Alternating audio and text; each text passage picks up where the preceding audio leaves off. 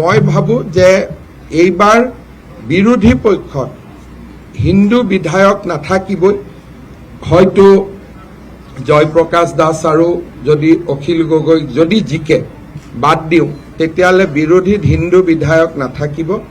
মই বহুদিন আগতে কৈছিলোঁ যে কংগ্ৰেছত হিন্দু সমাজ থকাৰ পৰিৱেশ নাই, আৰু সেইকাৰণে ভূপেন বৰা প্ৰদ্যুৎ বৰদলৈক আমি মাতি আনিছিলোঁ।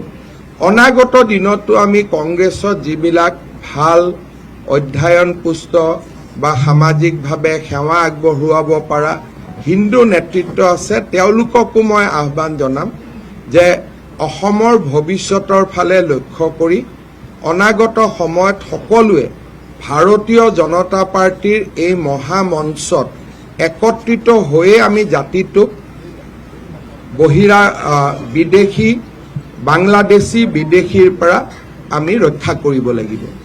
আৰু সেইকাৰণে আজিৰ দিনটোতো মই সকলোকে আহ্বান জনাম যে আপোনালোকে ভাৰতীয় জনতা পাৰ্টিৰ এই মহামঞ্চত মিলিত হওক, যাতে বাংলাদেশী মিয়াৰ আগ্ৰাসনৰ পৰা আমি জাতিটোক ভাৰতীয় জনতা পাৰ্টিৰ এই মহামঞ্চত তলত ঐক্যবদ্ধ হৈ আমি বচাব পাৰোঁ।